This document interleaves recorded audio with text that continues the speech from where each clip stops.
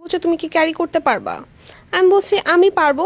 পদ্মা সেতুর ভিত্তি অনেক স্ট্রং, এর উপর দিয়ে যতই বড় বড় গাড়ি ঘোড়া যাক না কেন তাতে পদ্মা সেতুর একটা পিলারও নড়বে না। তুমি পারবা কিনা বলো। হ্যাঁ আপা, সুগার ডেডির হাড় ঠিক আছে কিনা তা আমরা দেখতে চাই। প্রমাণ দাও, প্রমাণ দাও।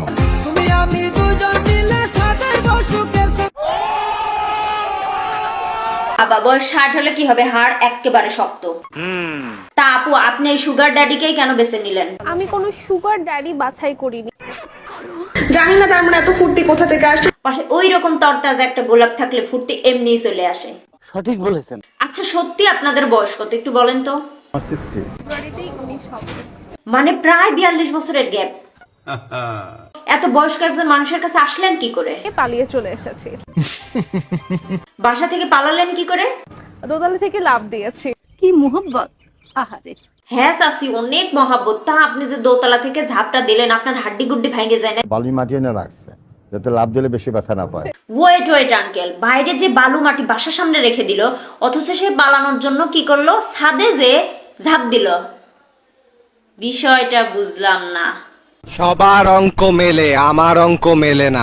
যাই হোক, সুগার ড্যাডিদের প্রেমের কাহিনী মনে হয় এরকমই হয়। যে আমাদের বাংলাদেশে এরকম অনেক ঘটনা আছে, অনেক এরকম এজ গ্যাপে বিয়ে হয়েছে। হ্যাঁ তা আছে। তা আপনাদের আইডল কে?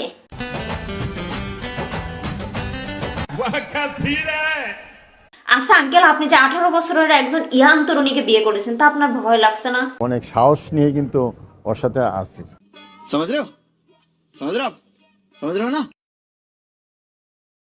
তুমি আমার কাছে 3টা জিনিস চাও, তো সে আমাকে বলে যে আমি খন্দকার মুস্তাককে চাই।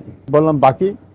সে বলে তোমাকে পাইলে তো আমার সব পাওয়া হলো। গাছ পাইলে তো গাছের ফল এমনি আমার। So she is a brilliant. শাবাশ বেটা, বহুত বড়িয়া। আঙ্কেল, বিয়ের দিন আপনি কিছু দেন নাই? তাকে তেমন কিছুই দিই না, জাস্ট একটা ডায়মন্ডের রিং দিয়েছি। তখন আমি তাকে 1 লক্ষ টাকা একটা সালামি দিই। সুগার ড্যাডিদেরকে বিয়ে করলে এগুলো আসলে সঠিক বলেছেন। সৌদি আরবে কিন্তু 90 বছরের মানুষও 18 বছর মেয়ে কোনো আলোচনা হয় না, সারা ওয়ার্ল্ডে হয় না। কিন্তু বাংলাদেশে হয়, কারণ একজন ওল্ড ম্যান একজন ইয়াং গার্লকে বিয়ে করলে রাতারাতি তারকা বনে যায়। বিভিন্ন টিভিতে, বিভিন্ন মিডিয়াতে ইন্টারভিউর বন্যা বয়ে যায়। এই সুযোগে ছেলে পেলে জাস্ট একটু পচায়, তাছাড়া কিছুই না। তাই যাই হোক আঙ্কেল, আপনি নিজেকে সাধু প্রমাণ করবেন কি করে? তো ধরেন আমি যদি বিয়ে না করতাম, আমি ইচ্ছে করলে ধরেন যদি আমার ক্যারেক্টার খারাপ হইতো বা আমার মনে খারাপ কিছু থাকতো, তা আমি তো ওর সাথে মিলেমিশে চলে যেতে পারতাম। আমি কিন্তু সেটা করি না। জি আঙ্কেল, সত্যি আপনি অনেক ভালো মানুষ।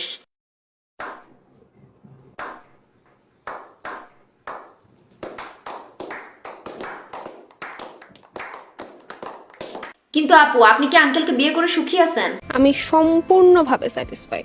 তাহলে আর কি, এই বিষয় নাক গলে আমাদের কোনো লাভ নেই। দোয়া করে আপনারা সুখে থাকেন, ভালো থাকেন।